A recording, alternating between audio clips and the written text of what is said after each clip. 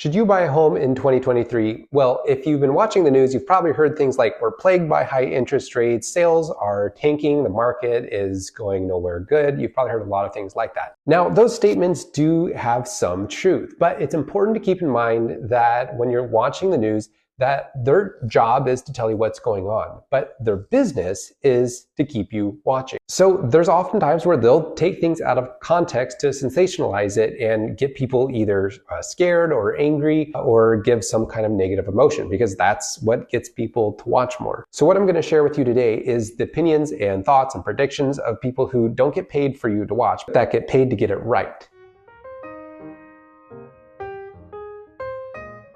The first thing I want to do is give an example of how the news has not always been super accurate.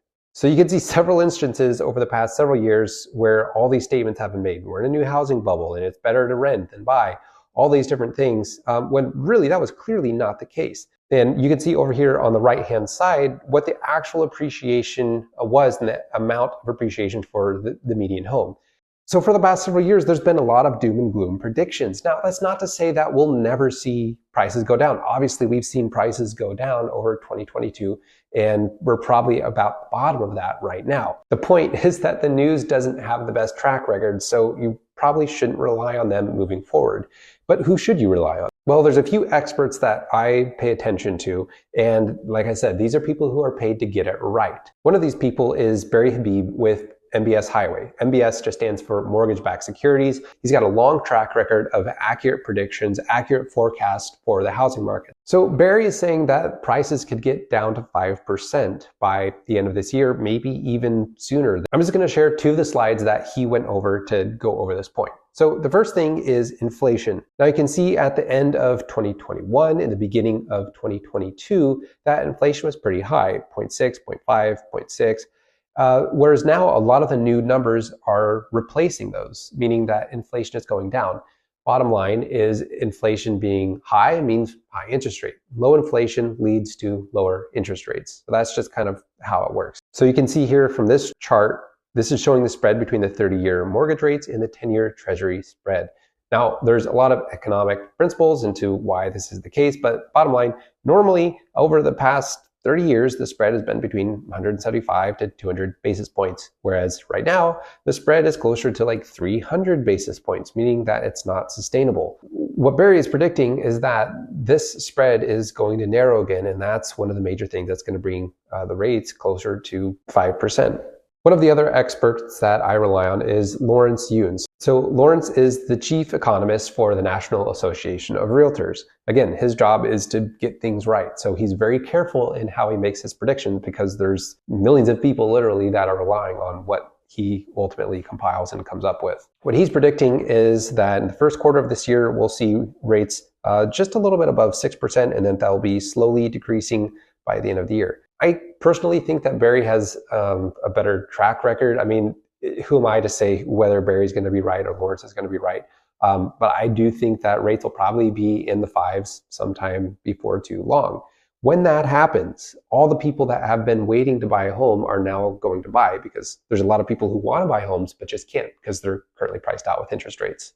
Okay, so that's interest rates. Well, what about prices? So one of the things that Lawrence said is that prices are probably going to be about flat. He's predicted a pretty modest increase of about 0.3% price increases nationally, which is almost negligible. Keep in mind that that number is a prediction for the national average, meaning some areas will be lower, some areas will be higher.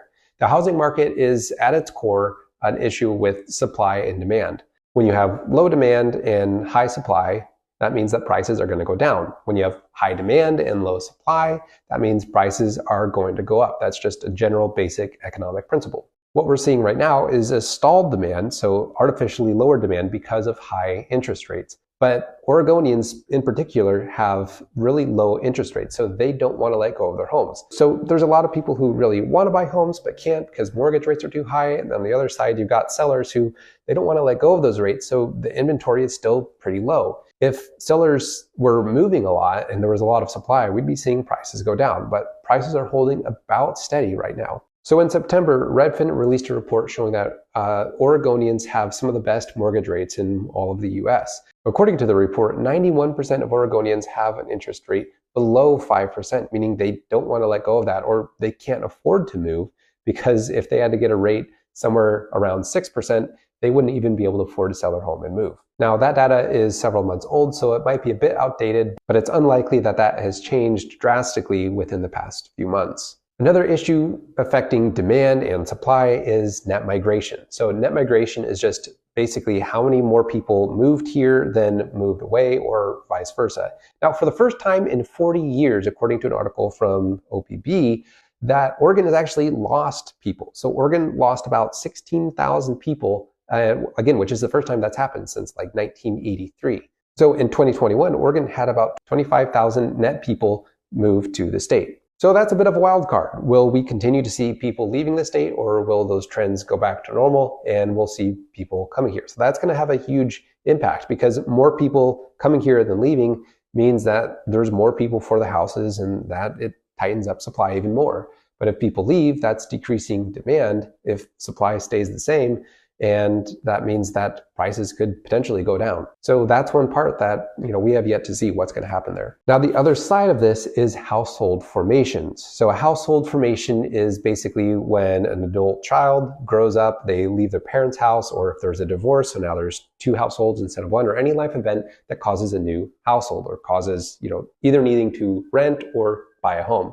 So this report was sent to me by David Kimmer with Churchill Mortgage. He's been doing this for over 20 years, so he knows his stuff as well. These numbers specifically are for the county I'm in, Yamhill County. What this shows is that based on the 27 to 35-year-old population, there were just over 1,300 new households formed. And then out of those, accounting for a 67% homeownership rate, which is just an average, about 881 homes will be needed. But only 558 homes are being built. So what we see here, these check marks show how many homes are being built versus how many homes are needed. Now, this shows that we need more homes than we have, which should probably increase prices down the road, especially when we enter into the spring months, which is typically a very busy buying season here in Oregon. Also, if interest rates do come down, then that's going to all affect this supply and demand equation, meaning prices could potentially go up. Another issue is how many people in general are wanting to buy homes. The median age for buying a home is 34. And when you see these yellow golden bars here, that's showing this age range. There's a lot of people in this age bracket that are going to be ready to buy a home here pretty soon. So potentially for the next 10 years, we could see demand continuing to be an issue. That all ties into household formations, but the point is you have to look at what's causing the housing market to do what it does. What's causing all of these things to converge to create prices to either go up or down, or cause supply to go up or down, or inventory to change. All these things are really important. The last thing I want to share is that rent prices follow behind house prices. And really by house prices, what I mean is house payments. So for a mortgage payment, investors, they have to have rent cover the costs in order for them to rent the property out. So for example, if a house is rented at $2,000 a month, but the mortgage on that costs $3,000 a month, that's not sustainable for an investor. So they're going to have to sell that, which means that rental is going to go away. Ultimately, what this means is that rent prices are going to go up. And when renters see that their new monthly payment is going up by about 15%, which is, about what it's going to be for 2023, then they're going to want to buy. So that has an effect as well. We haven't seen all of this occur yet. There's also a lot of people who rent who want to buy, who can't afford it, but this is all going to increase demand whether or not supply changes. So bottom line, should you buy a home in Oregon in 2023? Well, let's kind of go over some quick summaries. So bottom line, looking at the mortgage rate forecast, a lot of these things I didn't get into. This is just a slide from what the MBS Highway shared. Again, I didn't go into all of these, but what they're ultimately predicting because of all these different economic factors is that we're probably going to be seeing rates closer to 5% during the first half of 2023. The next part is the housing forecast. So lower inflation, like I talked about, recession-like slowdown, there's a good chance that a recession is coming. We just don't know what that's going to look like. Incomes likely will be increasing. I didn't quite cover that. Very tight inventory environment. That means the sellers don't want to sell, and rents are still expensive and rising. All that means that we're probably going to be seeing low single-digit appreciation for most of the U.S. And I think we're probably going to be seeing mid to high single digits for Oregon. Now, I could be wrong. Honestly, I hope I'm wrong. I think prices probably need to stay about where they are right now. But what I'm seeing in terms of how many buyers there are wanting homes and how few sellers there are willing to sell, I think during the spring, we may see appreciation go up again, probably somewhere in the neighborhood of 5% for the year. My opinion, what I tell people, I tell my friends and family, if they don't own a home yet, I think you should buy, unless you're living with family or you're living in a situation where your rent is extremely low and you're able to save up a lot of money pretty quickly. I think you should probably buy a home. If you're artificially waiting and you're paying rent, then I think you should buy a home in 2023. Because if you're paying rent, that money is just going to pay someone else's mortgage and you're not building any equity.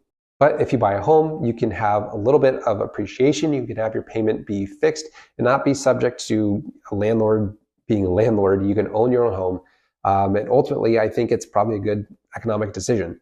If you are wanting to buy a home in Oregon, I'd be happy to have a conversation with you. I mostly work in the Southwest Portland area, but I know agents all over that I'd be happy to recommend. And you want to make sure you have a good agent because it's really important to have an agent who knows what they're doing.